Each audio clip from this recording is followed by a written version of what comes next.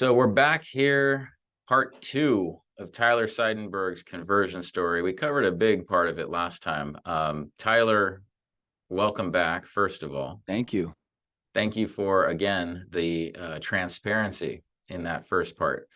In the second part, I think we should start with where we left off. Where I dramatically cut us off. Yeah. Pick up where we left off. For the sake of those who didn't see the first part, should I do a really quick, like 2-minute recap? Kind of like what they do when they release a new film. Very smart. Very smart, Tyler. Let's do that. Okay, so I'll be I know you're like, no, you won't be quick. No, be brief. Take up about a half hour with that. That's right. So I grew up Pentecostal and very musical. And those two work well together because in the Pentecostal church, music really matters a lot. I'll skip a lot of things that I did as a young person musically, but all throughout my life, I was working musically and traveling and in Christian bands and whatnot and Christian ministry. I was working as a Pentecostal music pastor in Hamilton. And during that time, I was looking into more church history and trying to figure out which denomination is right. And Catholicism was not on the radar. That's why I was trying to figure out which denomination is right. Because I didn't realize that there was an original church that's not a denomination. It's just the church that Christ founded. And once I discovered that as I was reading, I tried to prove Catholicism wrong because I had grown up thinking that Catholicism can't possibly be right. But when you go in with an open mind, I think it's kind of game over, like what St. Cardinal Newman said, that to be steeped in history is to cease to be Protestant. And that's definitely what happened to me. So I was dating my now wife at the time. She was the bass player in the band at the Pentecostal church. When we were dating, I said, you know, if you want to break up with me, I get it, but I'm going to let you know before we get more serious that I'm basically going to be becoming Catholic. I'm going to be quitting my job. And because how can I work as a Pentecostal music pastor when I feel called to the Catholic Church? And she didn't have issue with it, which really surprised me.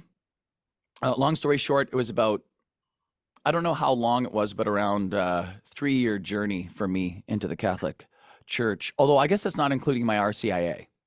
So maybe about 4 years. And my wife came in along with me. Her journey was different. And I don't know if at some point you'd want to. If she would be willing. Absolutely. Or if I could even grab her at one point, because she said, you know what, Tyler, you missed, when she watched it, she's like, you missed so much stuff. I'm like, Jorielle, it was an hour. What do you mean? I'm like, I realize I can't include everything. She's like, it's so funny to hear your perspective, Tyler, because she's like, my perspective, like, ugh, if only people could know my perspective. And I was like, then why don't you jump in?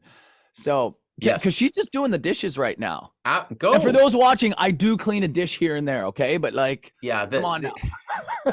I just know people are going to jump on that. Yeah, it doesn't set you up very well. They're going to. No, it doesn't. It sounds like I just hang out in my man cave making rap beats all day while she's doing the diapers. It's like, okay, calm down, guys. Actually, Joriel, my love. Sorry, my voice is kind of shot because I did a 3-hour gig in Westdale playing piano and singing outside. Okay. No, but like 3 hours nonstop of singing and playing piano. I get it. So my wife was like, you rest your voice. I'll see if I can find her. Sorry about that tangent.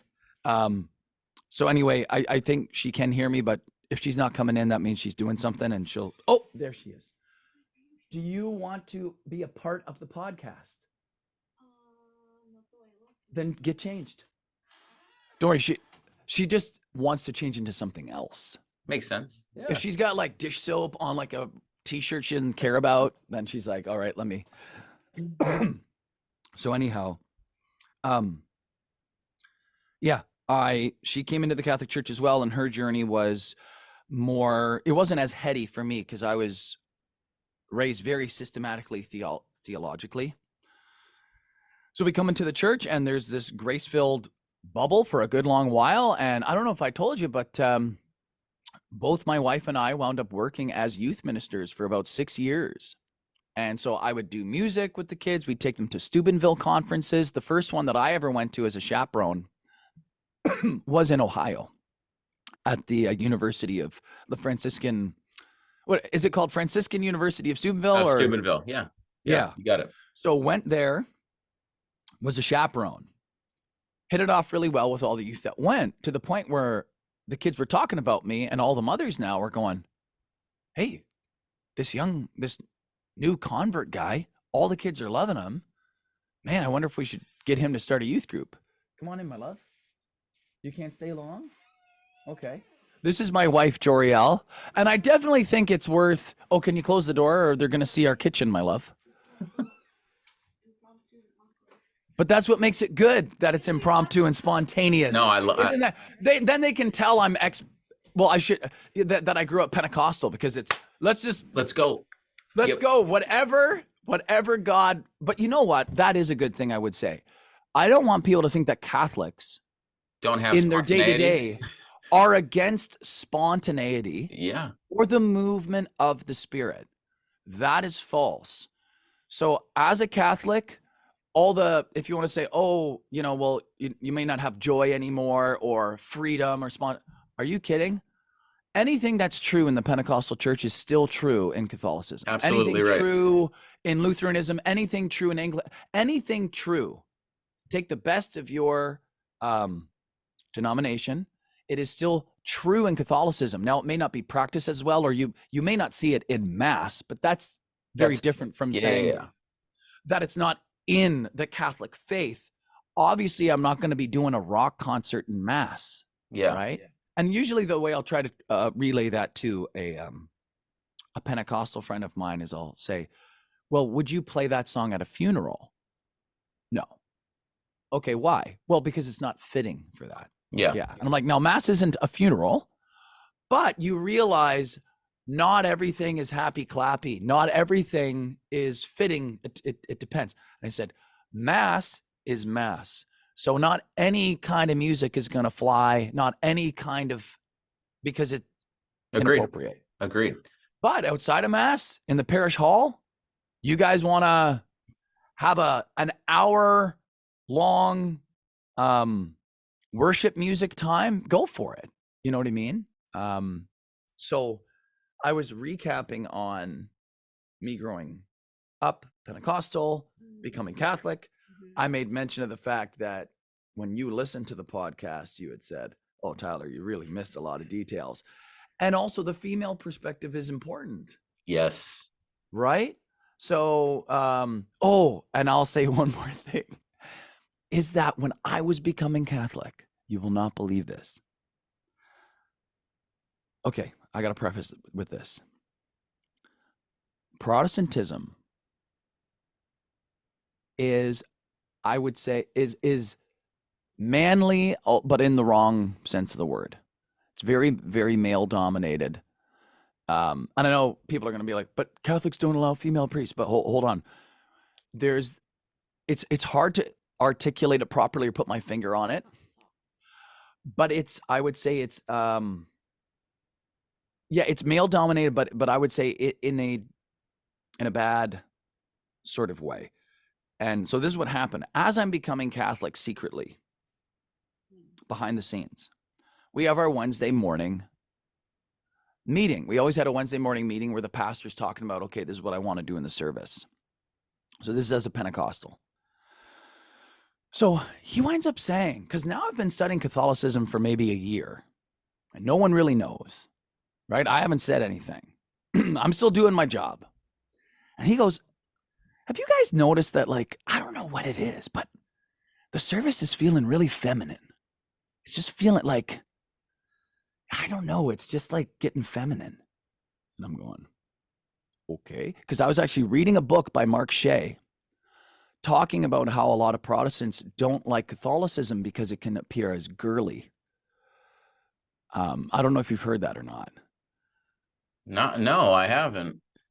Like, as far as how they dress, or I don't. Oh, no. It's No, it's more the vibe. It's sort of the softness toward the Lord. And it's that Oh, willingness instead of like, and again, there's great, strong, I don't want anyone to think that Catholicism isn't manly, but it isn't solely manly. We have Mary, right? There's also the feminine side of the faith that we also elevate and honor and are aware of. And I think that balances Catholic men out. got it, got it, got it, got it. And Yeah, not to say like, oh, we're weak or we're passive or nothing like that, but we surrender.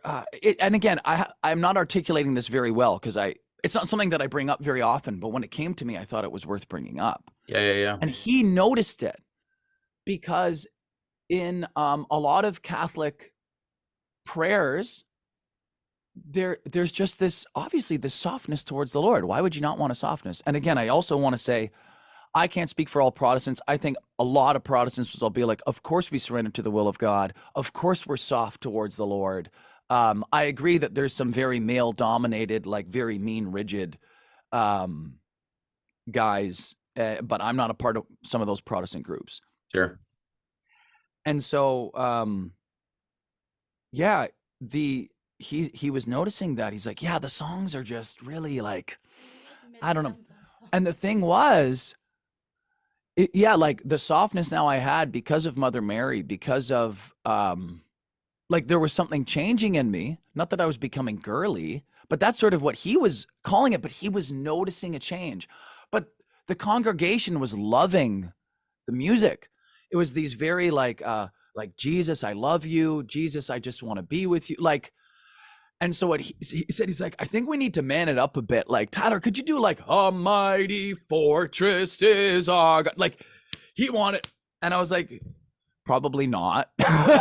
Like, and I think I wound up trying to please him a little bit with, I was like, well, can you explain what you mean a little bit more? And he's like, I don't know. The songs are just all so soft and slow. I was like, well, what's wrong with singing a love song to God? I mean, Absolutely. it's like, no, don't get me wrong. It's like, but could we get maybe, I don't know, something more like just like a battle cry or some kind Yeah. of, So, yeah. what So I is thought that was really interesting that he it? noticed he couldn't sniff it quite out, but what he was getting onto is I was becoming Catholic, and immediately he could sense something's Something's changing in our changing, worship. exactly. Um, Yeah. do you have another mic by chance, or No, but I maybe she just, can shift? Yeah. He's like, So, well, how do you pronounce your name again? I'm sorry.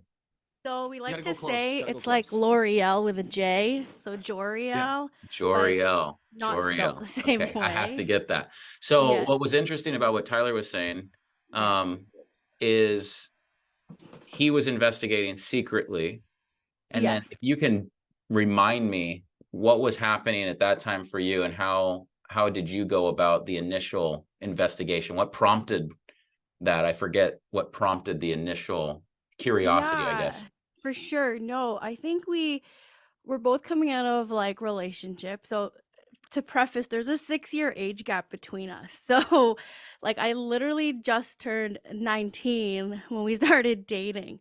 So that'll kind of give you sort of where we were in life. Why'd No, you have to bring up the no, to me that's important Okay. because I felt like this pressure to sort of keep up with Tyler, I would say. Also, just like a bit of my own journey was more like Tyler mentioned in the first part was more like heart. So I knew the Lord was trying to I had a lot of wounds. And so becoming Catholic and starting that journey really opened it up in a really real way where I couldn't like not face it. So basically, given that big age gap, there's already like, whoa, I've never dated somebody that much older than me, let alone somebody in this position in the church, being like this pastor that and as you can see, he's quite friendly. So he had a lot of people just kind of flocking to him. And so I was the kind of girl who was like, I'm not gonna like the music pastor because everybody kind of likes him. So I was like, whatever. So I was really kind of like a ghost a bit in the church and the band as well. Cause I was kind of in and out. I just did my thing and left because I had school the next morning. And I had like a long commute, like an hour and a half commute from like Hamilton, Ontario to like Toronto. And so I really didn't have time for friends. So really, it was nice though that I was getting to know Tyler very like organically, not just because he was necessarily the music pastor or like a mutual friend. It was just really like I think we got to talking, not because of common interest per se, but anyway, so yeah, we kind of chatted a little bit one time at Mac when you're still a McMaster. And next thing you know, we're kind of talking about each other's lives, which was so nice because of the age that I was at. It wasn't like dramatic. And it was nice to be with a friend who's a guy who's not just like in it for, I would say, like pursuing reasons. It was just an honest friendship, which was Sure. really refreshing. And somebody who also just loved God, and you could like feel it, see it. So that was just even more of like a settling factor, not like what's his intention. It was just like, oh, he just wants to talk. That's so nice. And so from there, we kind of talking, started hanging out more. And from there, once we got to hanging out more, he was like, so I don't like do this a lot with a lot of people, but I like you. And I was like, oh, okay, well, kind of like you too. So at that point, I was like, okay, this could go somewhere. And then that's when the conversation happened where it's like, well, this is going to go anywhere. I just want to let you know I'm starting my journey into Catholicism. And I said, oh, well, what's that? And then he was just talking about like Protestantism, and I was like, what's that word? And Now, because this is part 2, yes, I I will did get there. could you explain, because I couldn't quite articulate. My upbringing. No, Oh. couldn't articulate. I'm more intellectual. Those are my obstacles. Yes. I couldn't describe. Yours is an emotional, but Yeah. yours, so what would, like, the Well, I books you would tried. I buy- tried to do the intellectual route. I bought like the big Scott Hahn commentary, like New Testament, but know. that's actually not like the. No, I Okay. know. For me, it was intellectual because I was like, I've never pursued, I guess, scripture in this light. It was just always, I would say, strictly New Testament, which was nice because it was easier for me to follow along. But I was more raised not obviously as, I would say, fundamentalist as you would be, and like and he was also homeschooled, so a lot of your homeschooling things were like, what, you did that? Or it was a little like I was like the far extreme of probably relaxed theology. I think a lot of actually, I'm very glad I was homeschooled. It's fine, yes. Right. No, and a lot But of it was hardcore homeschool. No, for her it was more like what? Hold on, I got to preface this because she, like, my upbringing was so wildly different from hers. Yes. I had a lot of formation, a lot of structure. Hers was very, very. No, I didn't have. She was extremely unstructured. So much so that when I would go over to her house, sometimes I'm like, "What are we doing?" I would be intimidated. He's like, yeah, he'd just pull out like chapters upon chapters of like scripture, and I'm like, how do you remember all of that? Like, and he's like, oh yeah, I like learned it at homeschool. I was like, whoa. So then I felt already like kind of less than. I'm like, well, Yeah. I only know like at the time you'd call like your life verse, the one that really stuck out to you. But what kind of books were you buying? I mean, it's not a good book now. Just what type?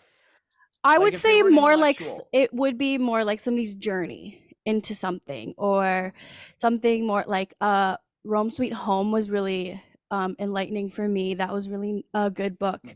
Story of a Soul was really good too. I really enjoyed that. And then there's No Greater Love by Mother Teresa. That really resonated with me because her whole emphasis in that book was just like this Jesus speaks where they're silent, like the heart is silent. And I'm more like an internalizer. Sure. So I guess I'm more contemplative by nature. So anyways, once I started reading that, I remember my prayer was like, this sounds really beautiful. I don't really have a lot of quarrels like Tyler does, but does that mean it's not for me? Because that's all I sort of saw as journey to Catholicism was like. And he would honestly, like, we were dating, it was like, hey, come watch this debate with me, come watch this talk with me. I was like, okay. Hey, that's how you know she's the one. Like, when she's willing to put up with, hey, you want to watch this 4-hour Robertson jet? Yeah, but I didn't. But that's where I was like, and she didn't, by the way. No, I didn't. She didn't. It was really beautiful. So then, anyways, as we were journeying through that, I was kind of like, this is turning me off, like I'm excited, but this is turning me off. I don't like this journey. And so I was like, Lord, I feel you're calling me to this, and I don't want it. Hold on. I want it to be because I like Tyler. Like, can you reveal that to me, right? So I honestly like prayed and fasted. So I didn't eat like breakfast for, I would say, like, I just skipped the meal, you know. And I would just kind of pray and just make sure that my emotion to the faith wasn't an excitement because it's this nice journey now with like a boyfriend that could go somewhere. I want it to be honestly for me, because that's, I value that now in this relationship coming out of like a really poor one, that it was more just like understood than it was like the center. So from that, I was kind of the type, I still kind of am, to be like, okay, Lord, can you like reveal it to me, like kind of like in the physical, you know? I would really like to see that. So I remember we were on like a, I think, impromptu date, and I said, okay, Lord, can you like reveal that to me today? And next thing you know, Tyler and I went to visit where we got married, and we were confirmed.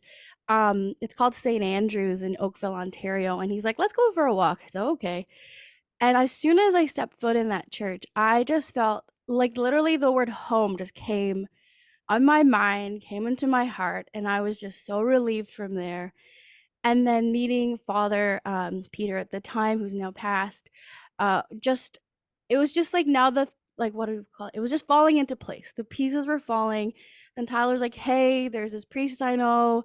We could do like a private RCIA with him. What do you think? Would you say then it was more intuitive for you? Yeah, I was just like, okay.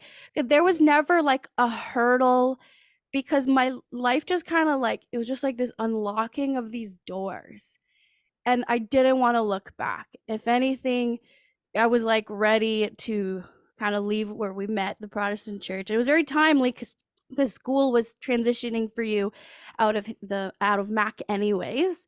And then I was like, all right, I'm leaving too, guys. And they're like, oh, you're just following your boyfriend. I'm like, sure, if that's what it looks like, fine. But at the same time, yeah, from there, it was nice that we balance each other out, because as soon as, I would say, like, we made a mutual friend, yeah, Father Thomas, I will do shout out, Yeah, because he has shout out- been Shout out to so Father Thomas to Murphy. Shout out to Father Thomas. because I'm gonna make him listen love to you. this. He was the one who comforted me and said, like, Joriel, like, you don't have to have that journey as Tyler does, you know, like, take it as a grace, perhaps, that you don't have to kind of undo things or relearn things, you know, and trust that he's leading you where he needs you to meet him, you know. And I said, okay, yeah, because that's what I feel, and I don't want to keep buying these books anymore, and I want to be able to say no to watching some debates too, because it's just not. That's I don't crucial. wanna, That's crucial. yeah, I was like, I don't need to get to that place as Tyler, and I feel like in some cases I was probably like 5 steps ahead of him, and I was just like, Tyler, there's like, it's beautiful, the mystery, you know, and that trust in the Lord. And he's like, it's funny, like fast forward, sorry. Um, we were doing the consecration to Jesus through Mary, and we were just doing the Father Michael Gately, which is like super like simple and easy for that matter, but it was hard for him. He was like, there's a point where I was like, why does it feel like we're treating Mary like God? I'm like, we're not. Like, what are you talking about? You know? And I said to him, would it please you that our children spending time with me? Like, isn't that like just joyful to you? And like out of like loving for you too. And he was like, you also didn't get out a bunch of no, Protestant no. But I said that. I remember saying that line. I said, I think you have Protestant baggage to like work through. And you're like, no. And then he pulls out like St. Louis de Montfort, like all these like big hitting things. I'm like, I don't understand. The reason why St. Louis de Montfort is the GOAT, right? Sorry, he's the original consecration to Jesus through Mary. There you go. Yep. So sorry, I meant G.O. Yeah. dot. No, I know. Not an actual goat. Yeah. I knew exactly what you meant. Yeah. Okay. Don't age No, Eddie, I'm though. saying for people watching out there. Right. The GOAT debate. Come on. LeBron or MJ? Come on. Oh, No, Michael no. Jordan all the way. Exactly. Okay. Like who's wearing hold on, who's wearing LeBrons? Nobody's wearing LeBrons. Everybody's wearing Jordans, and there's a reason why.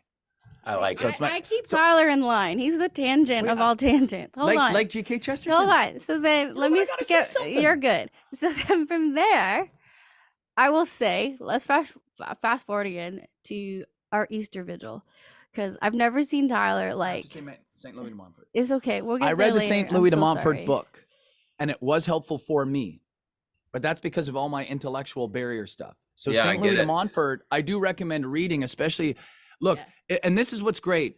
Joriel's was totally different. And so if someone's more like Joriel, and they don't need to read all these like theological guys, you're not inferior. That's, if anything, that might just be a grace, because it's a lot more work on my part.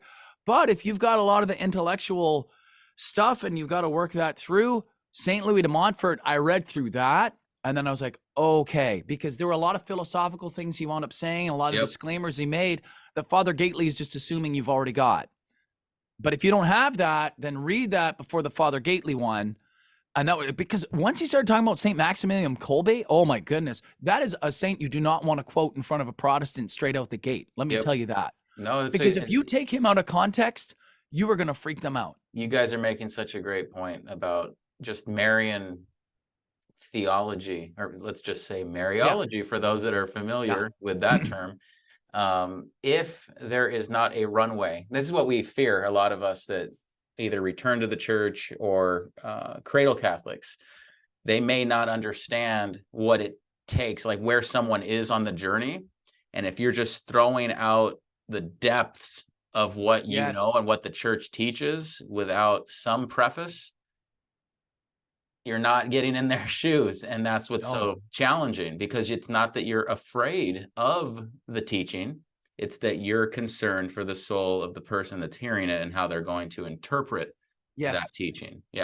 Yeah, because I've seen online some, I've made a video and then some Protestant is going, oh, thanks so much, this is helpful.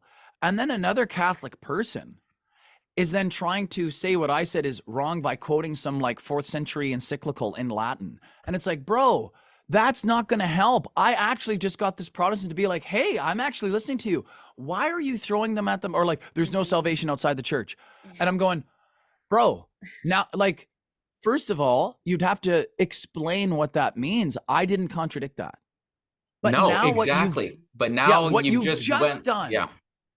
Like, you basically said, like, you're going to hell unless you're Catholic. Right. Well, first of all, that's actually not Catholic teaching, right? You're actually the one misrepresenting Catholicism. But now I have to do a lot of work if that Protestant looks up what you quoted out of context as well in isolation. And it's like, bro, you're actually doing the same thing that a lot of Protestant guys do that troll accounts. You're just being a Catholic troll and just shouting out some Latin phrase or whatever. And like, are you honestly trying to help this person, or do you just want to make yourself feel better? Exactly. And by putting my video down too, that's genuinely helping people. Exactly. Now, Joriel, I wanted to also ask you about, so what you're describing is obviously, it's still intellectual, but it's in a different realm than being overly, I don't even know. It's almost, I would say it's like this less ties to your scrupulosity a little bit. Exactly. I would actually say that, like she said, I would say hers is higher. Right? That, and again, not that it's necessarily better, because higher doesn't necessarily mean better. No. We're speaking the same. Yeah, it's just in a different space completely, I feel. And you can still get to the same destination, but it's just a different way of using your brain. And I can relate to it now because I more live there now. Right? Like it was like years later I started reading the books that she was reading. But I couldn't get there yet until I cleared out, like I was on that runway, clearing out a lot of philosophical stuff that had to be worked out. But she didn't have any of those, so she could go straight to the more intuitive heart stuff. Oh, that's what I was going to, I was head to the heart. That's what I was going to ask you, Joriel. So you finished the consecration, I'm assuming. Yes. Do you remember that time and that feeling? Because again, you didn't have, I guess, the baggage. I felt really, like, I would say it was interesting because we started that like before the new year, and we were pregnant with our 4th. You were pregnant. Yeah, I was pregnant. I was trying to be nice. You helped out. Hey, that might offend a lot of people. So I, the woman carrying the baby. That's right. How novel. Go ahead. Sorry. A mother. Yeah, the mother, the pregnant mother. Yeah, no, it was really timely because as we were doing that consecration, I was also praying for a lot of people who we felt really need a lot of prayer in their life. And as we were doing something exciting and joyful, we were met with a lot of, I would say, like hurdles as well, personally, because that was as soon as we sort of did our consecration, Tyler was hit with like scruples. Like it was kind of like it was just intense. Hold on, But and you- then my grace bubble popped after the consecration. yeah, that was. So I don't want people to what think year was this again? So this is 2019. 2019, Yes. close Yeah, to that's 2020, right before the pandemic too. Yeah. So like getting hit with scruples right before COVID, it's just like this. And we were also like anyway. intentionally praying the rosary like every night at the time as a whole family. So mind you, that time we had like 3 kids, 3 and under, The devil doesn't want pregnant. that. So He doesn't want that. it was like, and I remember just being so tired at night, like, let's just go to bed. He's like, no, we gotta pray. I was like, okay, fine. So I'm like trying everything I can to just do the rosary at like 12 o'clock at night. I'm like, oh, I was like, okay. But anyways, yeah, it was we got to the point, actually we got made fun of by our priest friend, because like, who starts their consecration of the, what is it? No, okay, The so prayer- we of all had the picked a feast date out of days. all the feast days you Yeah. could pick. We had just picked one that's like so obscure that we can't even remember what it was. Presentation of Mary. And so he laughed. He's like, "You guys are such Protestant converts." He's like, "No one would pick that date." And he was just laughing. This was Father Thomas. Yeah. So did we switch our? No, No. Presentation of But Mary. what was good is I said, Father, the start date isn't all that important. Our end date is January 1st, Mary, Mother of God. That's right. So I was like, that's a pretty big one. He's like, okay, yeah, that's fine. So see, I was able to handle that debate. Yeah, so we definitely started the year excited, and then I honestly think it was a week later, Tyler all of a sudden like can't go to bed, starts pacing the room, and I've never seen him so worked up, so worried and concerned. And at that point, I think the thought in his mind was like, was hell, yeah. And I was like, I remember him saying like, why would God allow hell? Like, I was like, you know the answer to this. Like like, you know that, you know the mercy as well, the mercy side of this argument, you know, but he just couldn't like reason with it. And so that's when I know, see, this is where we're different too. I am not the one to pursue Google, blah, blah. I go to my trusted sources. So I go to trusted But priest you're the one friends. who got me into Yeah, spiritual and direction, 'cause I spiritual was more direction. like- He was just like, man, where are like my priest friends? They've all moved out because, you know, they get moved from Moved, another parish or another country or whatever. And so that also that friendship grace bubble of like, because he at the time saw spiritual direction as like hangouts with my priest friends. Whereas I was like, hey, you need to book this like one-on-one time, which I already started way earlier on unknowingly. And now I just benefit from it. Like I call it like my soul's getting a little rusty. I got to check in with Father. There's been a lot of just like, it's like draggy feeling like, okay, it's been a while. So I try to do it monthly or like every other month if I can, check in with Father. But at the time with Tyler, it was like such a foreign concept. And so I'm so grateful for our priest friends, Father Thomas, Father Nathan, because Father Thomas is the one who like literally hit the nail on the head. I remember calling him at like 3 a.m. because I was just like, I don't know what to do. Like, we can't wake up like this with like little kids around either. It was really stressful. And I was like, I don't know what to do, God. Like, what do you want? Like, what do I do? And I just feel like that's where I'm good at is like, okay, you got to do this and do that. So I'm very like administrative that way too. So very good that way. But yeah, Father was like, is this scruples, Tyler? And I was like, what is that? Like, what is scruples? I didn't even know what that was. Tyler's looking up everything but that. And I literally YouTubed Catholic scrupulosity. And I forget, it was Father Andrew. He had like an old show on EWTN. And he just talks about it, where you see sin where there's no sin, and you see all these like. And I was and you were like, like, oh my goodness, this I is was my like, husband. I was like, this is Tyler. This is still Tyler. I was like, why haven't like it's the first video that comes up, Tyler? Like, why haven't you watched this? First You of all, know? I didn't know what scruples were. Yeah. I never heard of that before. Actually, growing up, the only time I heard of scruples was from a show called Adventures in Odyssey. And they don't say that it's a bad thing. They just mean scruples means like being aware of what's right and wrong. And so that's the only time I ever heard the word. And so I never thought that it was like a disorder or something that can happen like an OCD in the spiritual realm kind of thing. Yeah. Well, you know what? So I didn't It's know. interesting because I had to put the pieces together too, because I was so content in my journey at this point, which was actually such a, I would say, a freedom that I was like, okay, yeah. And anyways, so I would say at that point, now being a wife of a scrupulous husband, Not anymore. well, this is where I think we have our tendencies, okay? You have tendencies. Sure. So I would be the one, I would be like, in a sense, his gatekeeper, which also helps our marriage out, where I say, you know, like he mentioned in the last video, he was watching a lot of Taylor Marshall. I was like, you got to stop. I was like, this, like, it's not helping you. You're like, what? Nothing's wrong. This is good for me. And I was like, no, it's not. Like, you watch out. You be careful. And like, what happened? I was like, you got to stop reading. It's like, what do you mean I got to stop reading? I can't stop reading the Bible. I was like, you kind of do right now. You know, enough. My No, spiritual director told me that. he confirmed that. And I was texting him. I was like, thank you, Father. You just affirmed me 1,000%, because I told him not to do that anymore. It was just like a rabbit hole.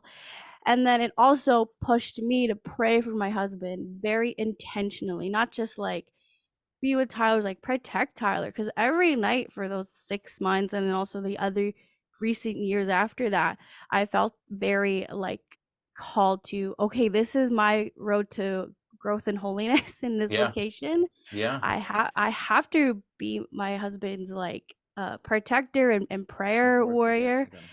Hold on, I know you do. You always do. Please, I have to. Did you get even to the hospital or hold not on. at all? I have to tell this story because I know people will want to hear it. And she reminded me the reason why I had to, is so that I don't forget when she said every night. So I told Joriel 2 things. I said, Joriel, I feel like every prayer I say is in vain. Like it's pointless. Yeah. And I also said, I feel like I'm going crazy. Anyway, at night, because I would get like sort of terrorized at night. I couldn't sleep. I would puke. I would walk around like until I was exhausted and like with a hood on, just like sleep for maybe 15 minutes and then repeat. Yeah. So then, and I'd be like praying a rosary, or I'd be saying, Jesus, I trust in you, or Divine Mercy Chaplet, or just like, God, please help me. And like, I had nothing left to puke up. Like, it was just like such anxiety and like insane. Anyway, so I told her, I was like, I feel like I'm going crazy. Anyway, I wake up with this voice in my head, like it's incessant. And I know it's not me because it's in another language.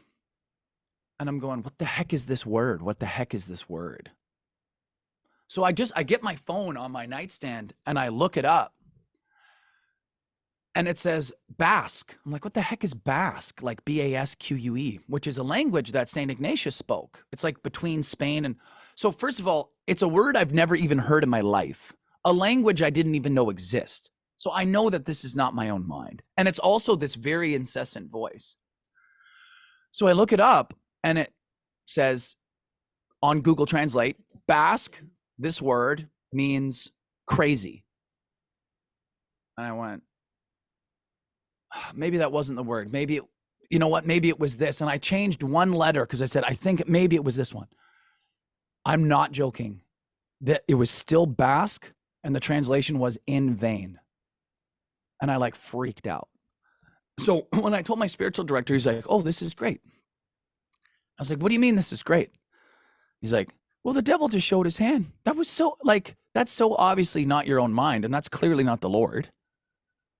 Right? He's like, you're not crazy. And it's not in vain, your prayers.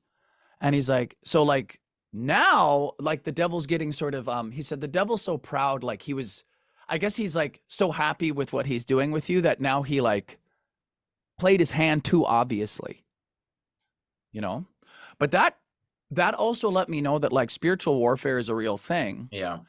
And that it honestly, like the devil can put thoughts in your mind. And that's how it's like, well, how do you discern between this and that? Well, this one was really easy because like, well, I don't know that language. I've never heard that word in my life, you know? So if you're getting a voice that's in a different language, it's probably not you, you know? And then if it also causes you to have anxiety to the point that you puke, That's not of God, because God's not a God of anxiety or worry. I mean, he says, do not worry, right? God, there's such a peace. And so, yeah, I stopped reading, but I thought that'd be an important story to tell, especially if someone is under attack, Yep. that can be real. But then what was good is, what my spiritual director was saying is like, look, the devil doesn't attack.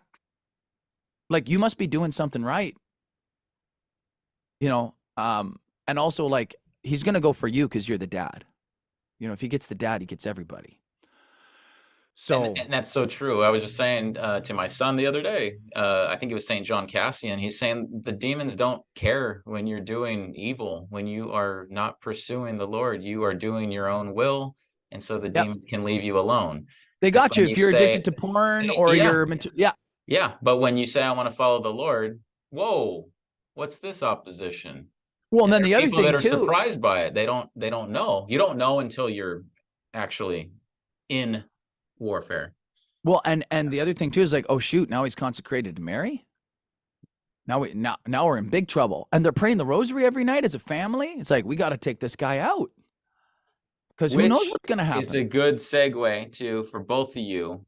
So back in December, I think is what you were sharing. You end up in the ward. Yes. I want to Yep. hear your perspective coming out of that, and Joriel, your perspective in it. Yes. And it's good that as, she's here too. as a prayer warrior, and then again, kind of coming out of it, and we'll conclude with landing the plane in, I guess, this past summer, because that was December of 2022. Yeah, because the scruples came in waves. And you know what? This did work out perfectly, because this was more than a recap. It was almost like, in those movies where they go back, but you see it from another perspective. So that was great. And then we also were able to shout out Father Thomas, which she said I should have done. And then I was able to tell that story that I forgot to tell, which I think is really important. And so I Can you do it? Yeah. Can you Cole's notes it? I'll try to. Okay. Thank you very much. Look at that. Oh, one thing I do want to say is that it is good to marry the opposite temperament. There's a great book called The Temperament That God Gave You.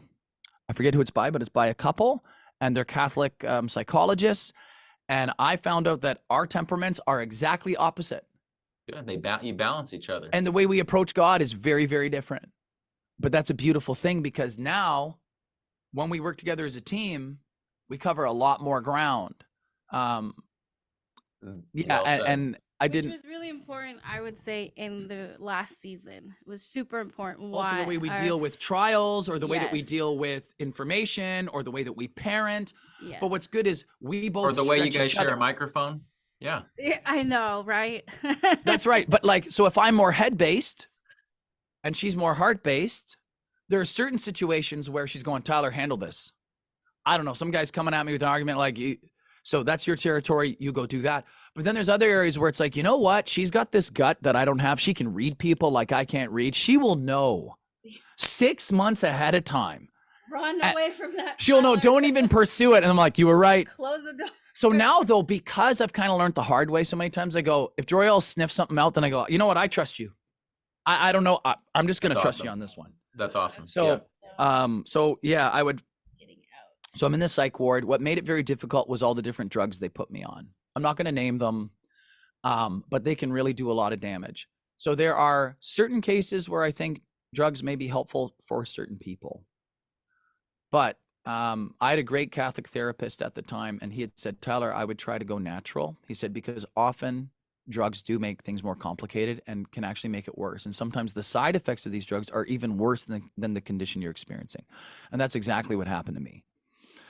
So I was in the psych ward for 3 weeks. I knew I had to get out of there, but the drugs were also messing me up.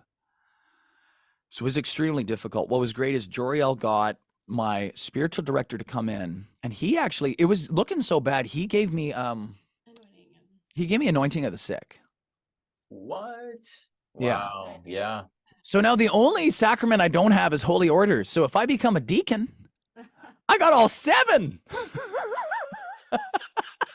I'm not wrong, am I? You're not at all. Yeah.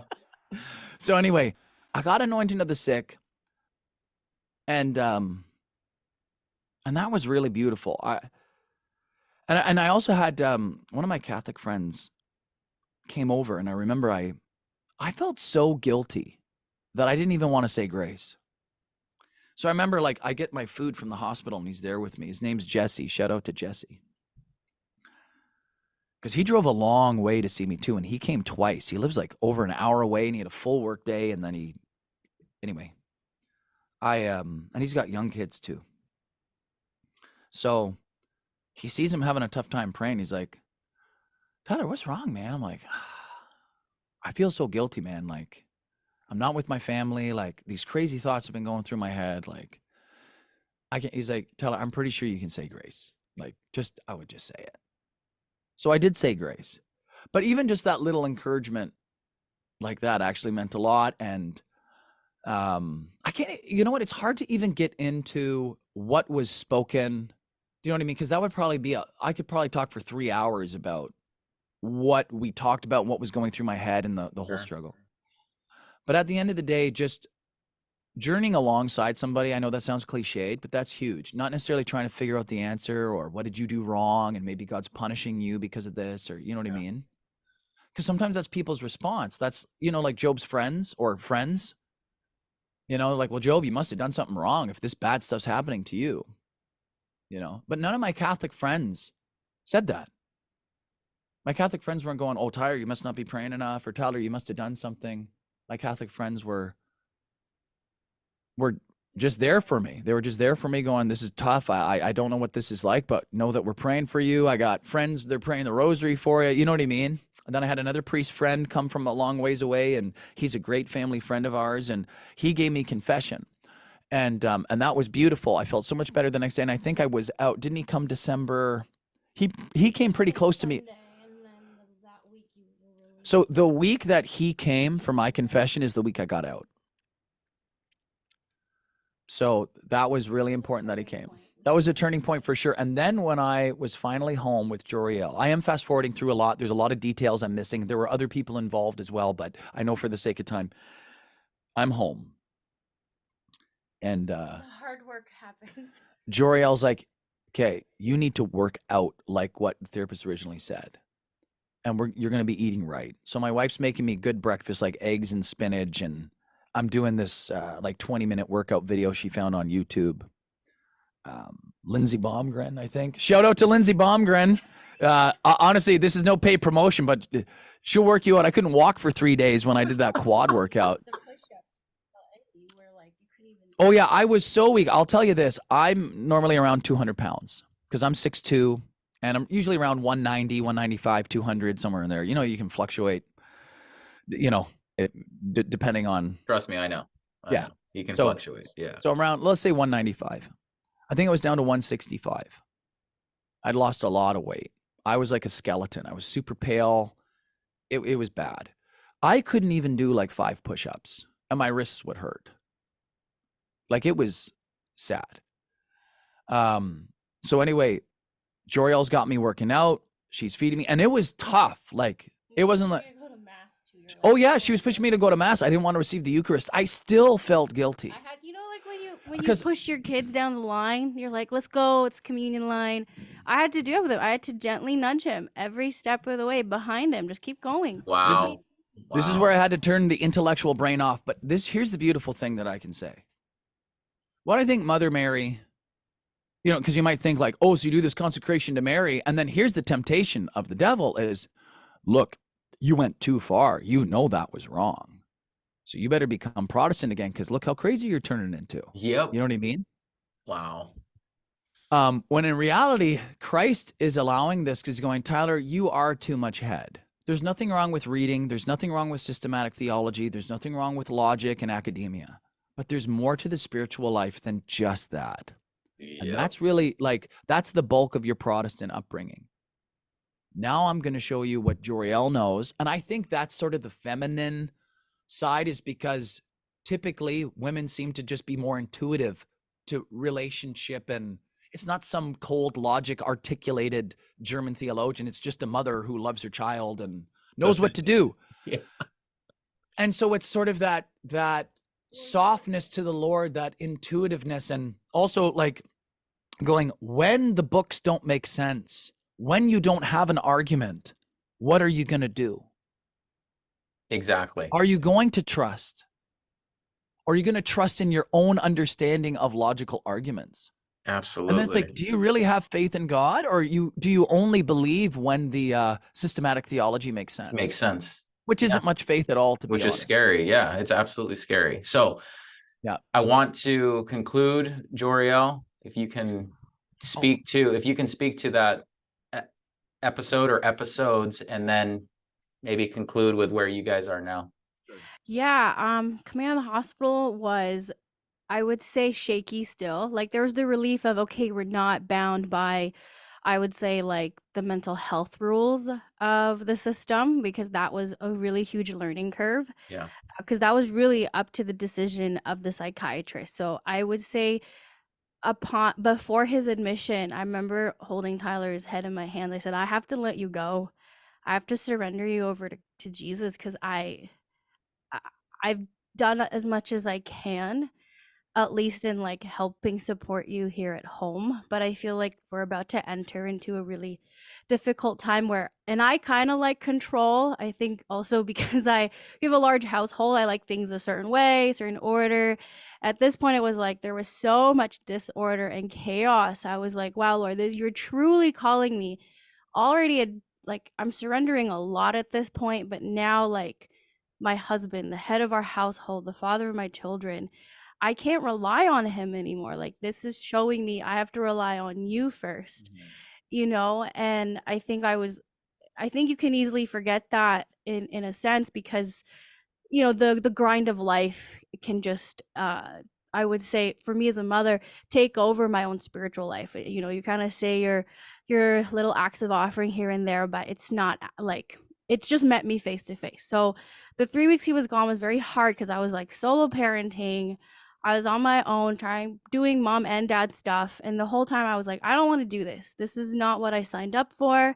We were both open to life. Why am I now, like, with all the kids? And we were very supported by family and close friends, like Tyler mentioned. So it's not like I'm like totally in some dire situation, but internally I felt really lost, because my partner's not here. My like best friend wasn't here, and I just recently lost my dad in 2020. So I've experienced like loss in my life, but this was like a next level loss of like seeing a dead man walking. And I would visit him like every night. And it's like a brutal time because of COVID, post COVID rules. It was like 5 to 7 o'clock every night. And that's like dinner, bedtime, trying to get stuff ready for school the next day. And parking's not cheap either at the hospital.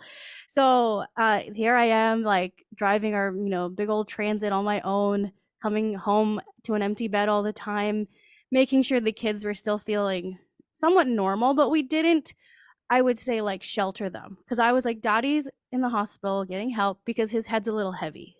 His head's very heavy right now. So Daddy's there, but he loves you very much. And it was also a pain to our children, because he would do night prayers with them every night. So there was a point where Tyler didn't have his phone, I would say, for a few days. He didn't have that because he was like in a observation time, I would say. And then after that, he got his phone back. And yeah, I was just like, I I was like, I'm not gonna let the noise affect me, because though the noise was loving noise by those close to me, I still sort of had to rely on, I would say, my own instinct for my husband and for my family. So at this point, I was kind of doing my own thing, but at the same time seeking my own help, because I was like, okay, I can't journey this journey like kind of secretly and not tell a few of my close friends who who share the same faith as me, of course. And I think that's what's beautiful about our faith, is suffering is redemptive. Like it has purpose. It's not purposeless, and it's not out of like what's the word, like, oh, like, yeah, like you've done something wrong, or it's really a growth. Yeah, that's what I mean. It's like it could be a season where the Lord's like pruning you and allowing things in your life to grow and so many more virtues. So anyways, as we're going through that, the more I'm accepting of, I would say, our current situation, because so we didn't know really if he were to ever be released. And by mid-December, it's also our fourth daughter's birthday, which he's never missed. So that was another like sore spot. The day after her birthday. Yeah, but I didn't know if he was even going to come home for Christmas. So I was really like being called to let go a lot of comforts and a lot of, I would say, things that you don't even think twice about, you know, being at home. Like, yeah, we celebrate birthdays. Yeah, Christmas is coming up, or yeah, we've got kids that go to school cuz anyway, so it was just like I don't know what's happening, but once he came to the hospital, I felt it was more a responsibility of my part to so I was a tough love for Tyler at this point. I was like, look, I love You weren't you. just tough though. No, but You I were was tough like, where you needed to be. yes, I was like, I love you, but like we need to make a plan now that you're out, you know, and which is like Tyler said, you know, we're gonna work out, we're gonna eat right, we're gonna pray, we're gonna go to mass. So like things that are like non-negotiables, and also um going back to work because he took time off. We're like, we're gonna do this, we're gonna get these things in place. And each sort of thing that needed to happen, it was met with hesitancy, which I understood because it was so built up at this point Yep. in Tyler's mind, like so much anxiety. And I remember always I felt like uh this sort of, I guess, peace in my heart. And for the first time I felt peace where it wasn't like, oh, like that kind of peace. It was like, if you don't do this, you might not like what if the other option. So as much as you don't like it, you have to do it. So I was like, okay, Lord, I trust you.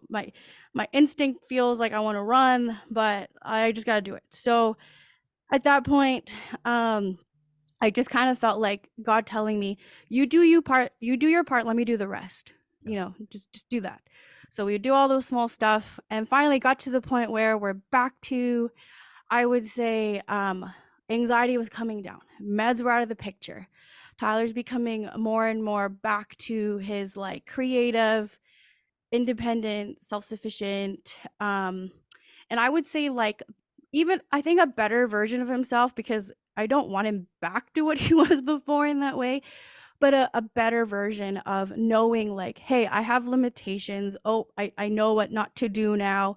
I know like this is really important. And also I think his like, I would say your heart for the family as a husband and father just leveled up. He was like, it's my, like, I have a duty of responsibility.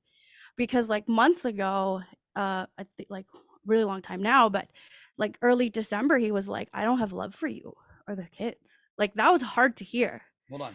Very hard to hear. I really need to preface that Yeah. one. What I was trying to tell her was I didn't feel that. Yeah. What had happened with the mental health stuff, and then I think also the drugs, especially one of these ones that I forget what they call it, but it can have this effect. You have like no emotion at all. And I realize love is more than emotion, but like I didn't feel human. Like I felt nothing. Like a baby could have died in front of me and I wouldn't have felt anything. That's how scared. And so what was weird is internally, I still like, and I was sort of scared that I wasn't scared, but didn't feel fear. It was more like intellectually, I knew something's off. Yeah. But it was like trapped in my own like emotionless body. Like my mind was just so altered. So what was great though is I told Joriel too, like I'm weaning off these drugs. So I'm slowly tapering off the drugs. I'm working out. We're eating right and praying. And then also spiritually, she's making sure that you're going to the Eucharist. I'm not letting you be scrupulous. You're also not going to be reading a bunch of stuff. You know what I mean? And so her knowing me in and out, plus having 3 bouts of scruples already, and then having great, you know, Catholic friends around me who aren't making me feel scrupulous. Like I had one friend, Rachel, she's like, Tyler, go to the Eucharist. Like you are freaking out too much. Like you're forgetting the mercy of the Lord here, you know? Yeah. But God allowed all this. My trust in God now is so much deeper than any book could give me. And I also realized I made a song about it. It's called Believe Again with Scott McIntyre.